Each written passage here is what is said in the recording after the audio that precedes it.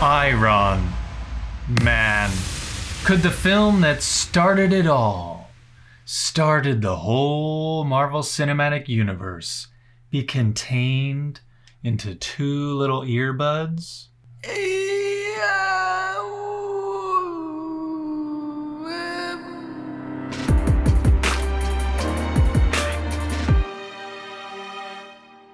Hey there, party people. I'm Ealan Osborne, and this is my YouTube channel where I talk about movies, audio, and music.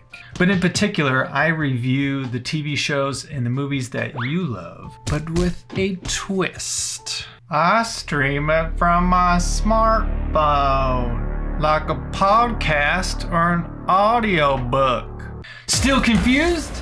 Check out this non-award-winning video that I made just for you. But in a nutshell...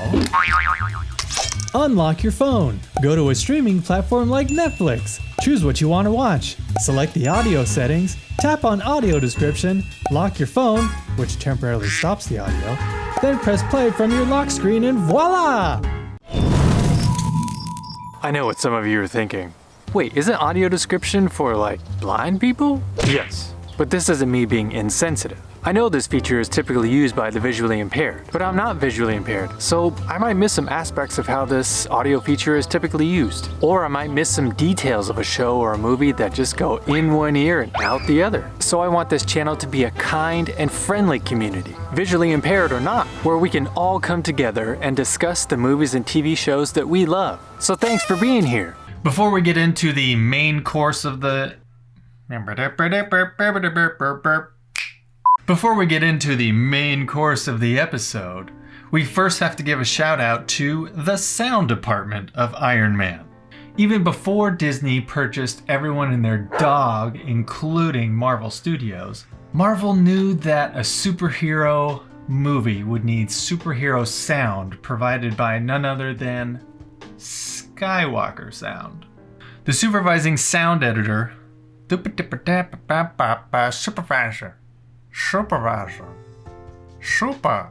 supervising sound editor was Frank Eulner. Eulner? Maybe. Eulner? Possibly.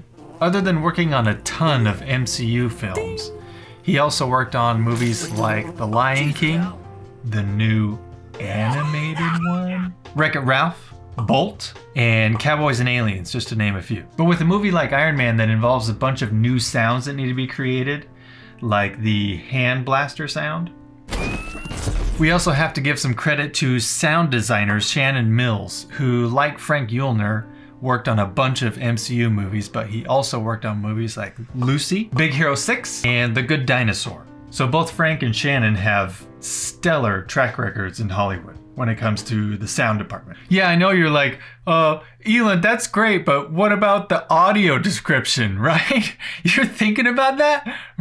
No. Right?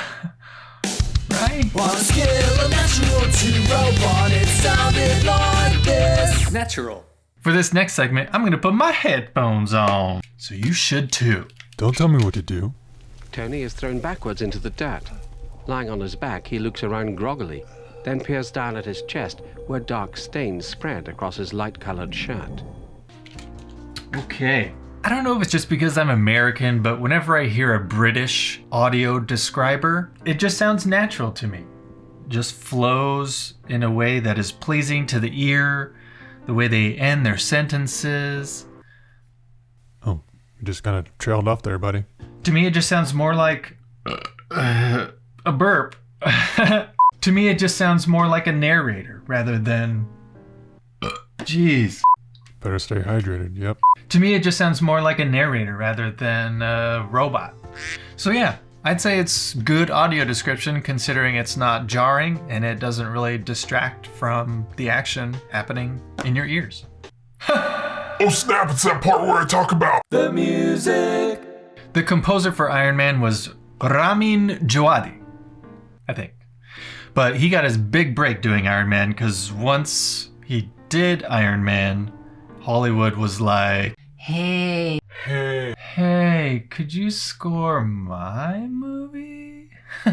Movies like Pacific Rim and Warcraft And then HBO was like, hey, bro, could you do this little show called Game of Thrones and Westworld? Obviously, as a composer, you're still ultimately doing what the director wants. Even though Ramin Djawadi got his big break on this, it seemed like he was just following Jon Favreau's orders to create... A cheesy, safe score?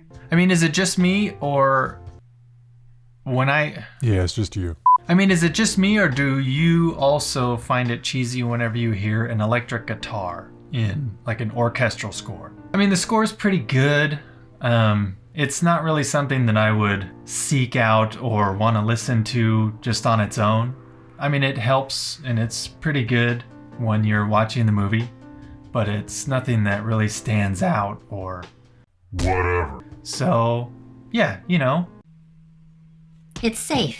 I mean, look, don't get me wrong. I love the MCU. What Kevin Feige and eventually Disney and Marvel Studios were able to do from Iron Man to Avengers Endgame was nothing short of genius. But with so many characters involved, with superhero movies we'd seen in the past, like Superman or Batman, they had every opportunity to create a specific theme for each character. And they just didn't.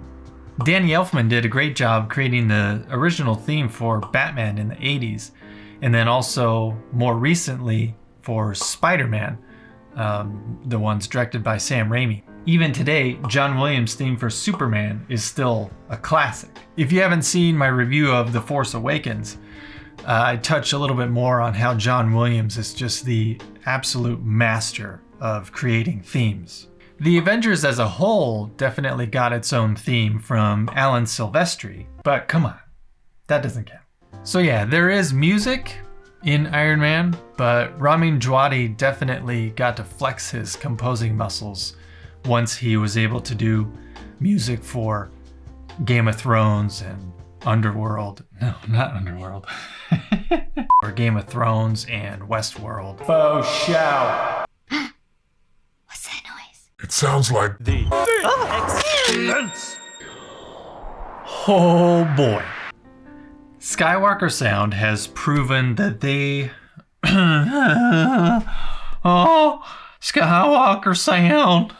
Skywalker Sound has proven that they can take a superhero-sized movie and... What? Skywalker Sound has proven that they can take a superhero-sized movie, condense it to 2 channels, and still make it sound incredible. left, right, left, right, left, right. 2 channels. 1, 2, 1, 2. Right out of the gate, towards the end of the first scene, when... Poop is going on. Right out of the gate, when the action picks up towards the end of the first scene, when Tony is being escorted in that convoy of trucks, the bullets are flying, the explosions are happening. They're utilizing all 180 degrees to its fullest, and it sounds very immersive. It's great. More importantly though, the story still holds up, even in stereo. There's something to be said about actors who can... No. Remember their lines? There's something to be said about good actors like Robert Downey Jr. There's something to be said about good actors like Robert Downey Jr. who can emote not only with his face, but with his voice too. And the humor is still there too. When it comes to funny lines, delivery is key. And when it comes to delivery, RDJ is a master. Even the sentimental scenes, like between Tony and Yinsen when he's building the suit for the first time, they're still very tender moments, even through just listening to it. What? Is this one of those sentimental moments? Take away. Take away the whole Nope. Take away the whole spectacle of visual effects. pooping on sticks. Drinking out of cups. Take away the whole spectacle of cutting-edge visual effects, superhero-sized action set pieces, And what makes or breaks a movie? The suspense is killing me. Story. And just like RDJ, Iron Man delivers. Would I recommend Iron Man as an audio streaming experience? Yeah! Oh, yes, indeed! Yeah. Yeah. The story is on point, the audio is great, and it's just a good experience. If you've seen it, it's a great way to revisit it in a new way.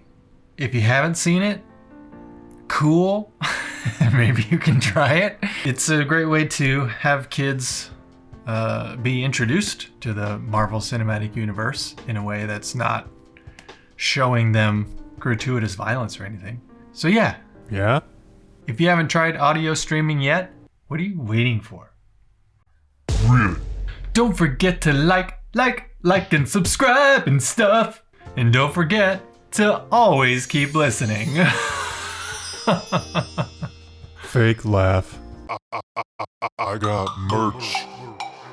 Link in description. I got BANDCAMP. Link in description. I got a Patreon. Link in description. I got Etsy. Link in description. I got a kids book. Link in description. And don't forget, always be listening.